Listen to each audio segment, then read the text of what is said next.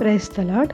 ప్రభువైన అయిన యేసుక్రీస్తు నామములో మీ అందరికీ వందనములు తెలియజేస్తూ ప్రతి ఉదయం దేవునితో అనే ఈ ఆధ్యాత్మిక కార్యక్రమానికి మిమ్మల్ని అందరినీ కూడా ఆహ్వానిస్తున్నాను.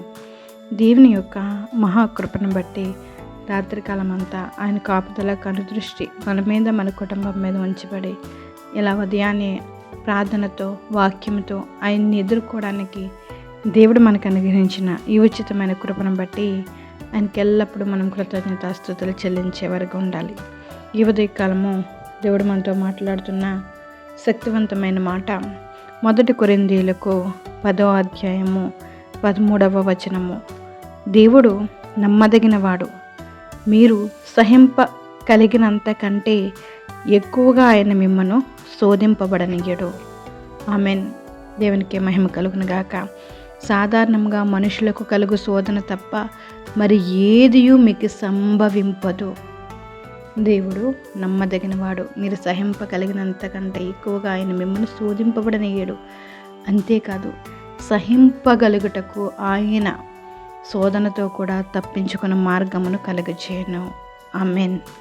మనం ఏమై ఉన్నామో దేవుని కృప, మనము కలిగి ఉన్న స్థితి, దేవుడు మనకు అనుగ్రహించిన స్థితి, ఏ స్థితిలో ఉన్నా ఆ స్థితిని బట్టి మనం తృప్తి కలిగే వరకు ఉండాలి. మనం అనుకుంటాం అన్ని కష్టాలు మనకే వచ్చేస్తున్నాయి, అన్ని ఇబ్బందులు మనకే వచ్చేస్తున్నాయి, ఈ భారాన్ని నేను మోయలేకపోతున్నాను, నాకే సమస్యలు, నాకే ఇబ్బందులు అని అనుకుంటూ ఉంటాం. ఇంకో దేవుడు సెలవిస్తున్నాడు, దేవుడు నమ్మదగినవాడు, నువ్వు సహింపగలిగినంత మాత్రమే ఆయన నీకు శోధిస్తున్నారు. ఆ శోధనలో కూడా దేవుడు తోడుగా ఉంటున్నారు. దాని నుండి తప్పించుకునే మార్గాన్ని కూడా ఆయన నీకు సెలవిస్తున్నారు.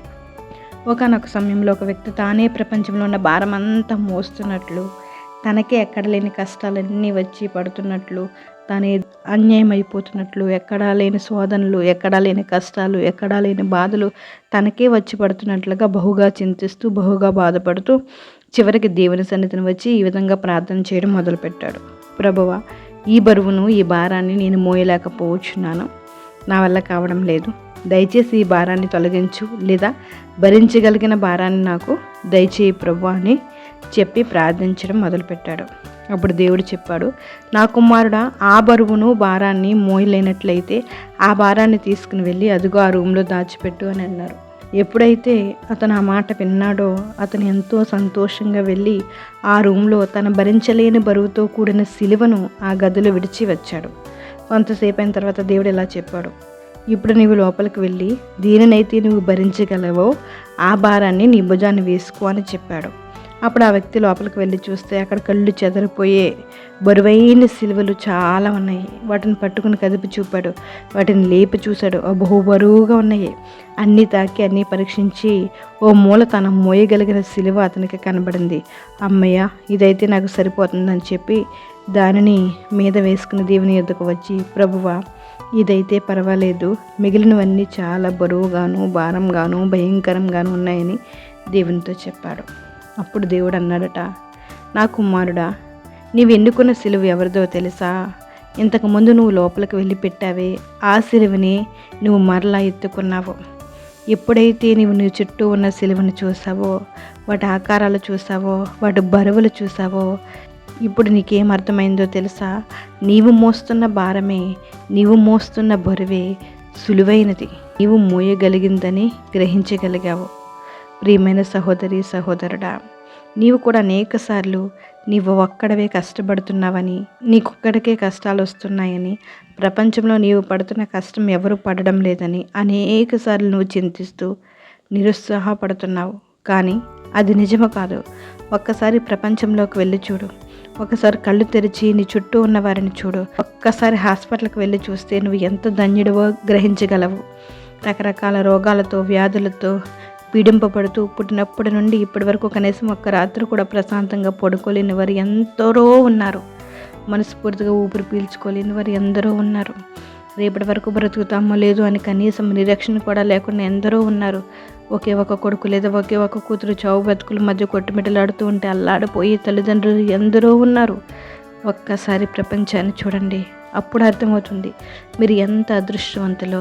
అప్పుడు అర్థమవుతుంది మీ భారం ఎంత తేలికైందో. అప్పుడు మీకు అర్థమవుతుంది దేవుడు మీ మీద ఎంత కనికరం చూపుతున్నారో. మీరు సహింపగలిగినంతకంటే ఎక్కువగా ఆయన మిమ్మను శోధించడం లేదు.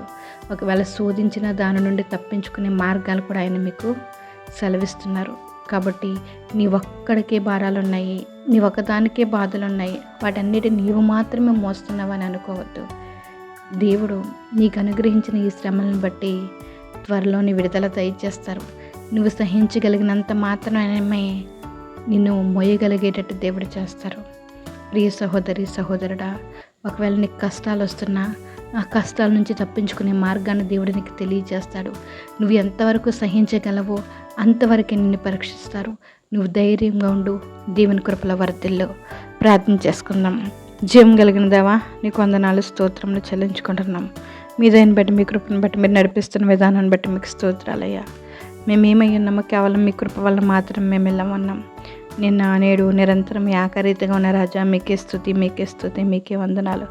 ఈ ఉదయకాలం నేను ఇలా ప్రార్థనలు ఏకీభవించడానికి మీరు ఇచ్చిన కృపను బట్టి, సహాయాన్ని బట్టి మీకు స్తోత్రాలు, మీకు వందనాలు. బలహీనులందరినీ బలపరచండి. మీ బలం చేత, మీ శక్తి చేత నింపండి తండ్రి. మీకు వందనాలు. ఇంకో శ్రమలు వచ్చిన వాటిలో నుంచి నేను తప్పించుకునే మార్గాన్ని నేను మీరు మాకు తెలియజేస్తున్నందుకు మీకు స్తోత్రాలు, స్తోత్రాలు, స్తోత్రాలు. ఈ ఉదయకాలం ప్రార్థనలు ఏకీభవిస్తున్న ప్రతి ఒక్కరిని జ్ఞాపకం చేసుకోండి అయ్యా. నిజంగా మారిపెట్టే వరకు మీరు సమీపంగా ఉండి వారి ప్రతి అవసరతను తీర్చండి ప్రభా. వారి సహించలేనంత శోధనలో నేను వారిని నెట్టకుండా ప్రభా. ఒకవేళ శోధనలో ఉన్న బిడ్డలకనైనా మీ మార్గాలను సరళం చేయండి. మీకు వందనాలు. గర్భఫలం కోసం ఎదురు చూస్తున్న బిడ్డలు జ్ఞాపకం చేసుకోండి అయ్యా. గర్భఫలం యెహోవా ఇచ్చే బహుమానం అని మీరు సెలవిస్తున్నారు. గర్భంతో ఉన్న బిడ్డలకి నెల నిండేంత వరకు మీకు కాపుదల కృప దయచేయండి.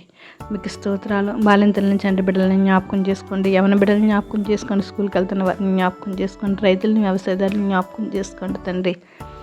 పొలం పనులు చేస్తున్న ప్రతి ఒక్కరిని జ్ఞాపకం చేసుకోండి. ఉద్యోగస్తులు జ్ఞాపకం చేసుకోండి.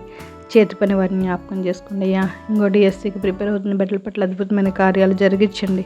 మీకు అసాధ్యమైనది ఏది లేదు, సమస్తమును సాధ్యమే తండ్రి. చదువుతున్న వారికి జ్ఞానాన్ని అనుగ్రహించి, ఎగ్జామ్స్ రాస్తున్నప్పుడు మీ కృపను అనుగ్రహించి, ఎగ్జామ్స్ రాయడానికి వెళ్తున్నప్పుడు మార్గం మధ్యలోనైనా మీరు తోడుగొనండి. ఒక అద్భుతమైన సాక్ష్యాలను బిడ్డలు చెప్పే కృప మీరు అనుగ్రహించండి. సంఘాలన్నిటిని జ్ఞాపకం చేసుకోండి. మీ కాపుదల కంచె వేయండి. మీ భద్రతను అనుగ్రహించండి. సేవకులందరినీ జ్ఞాపకం చేసుకోండి. మంచి ఆరోగ్యం తెచ్చండి. దేవా స్తోత్రం. వారికి ఇచ్చిన తలంపులు నాయనా దేవా మీకు ఇష్టమైనవిగా ఉండడానికి మీరు సహాయం చేయండి. ఈ ఉదయకాలంనైనా ప్రార్థనలు ఏకీభవిస్తున్న ప్రతి ఒక్కరిని ఒకసారి జ్ఞాపకం చేసుకోండి. రోజు ప్రయాణాలు చేస్తున్న ప్రతి ప్రయాణాన్ని జ్ఞాపకం చేసుకోండి. నీ రాకపోకలు ఎందుకు యెహోవా నిన్ను కాపాడిననే వాగ్దానంనైనా ప్రతి ఒక్కరి పట్ల నెరవేర్చండి. ఈరోజు పుట్టినరోజులు, పెళ్లి రోజులు జరిపించుకుంటున్న బిడ్డలు జ్ఞాపకం చేసుకోండి. మీ దయాకిరీటం ధరింపచేసి ఉన్నందుకు మీకు లెక్కలేనన్ని వందనాలు, స్తోత్రాలు చెల్లించుకుంటున్నాం ప్రభా. మేమేమై ఉన్నాము తండ్రి, మీ కృప వలన మాత్రమే తండ్రి. మీ జ్ఞానంతో మమ్మల్ని నింపండి ప్రభా.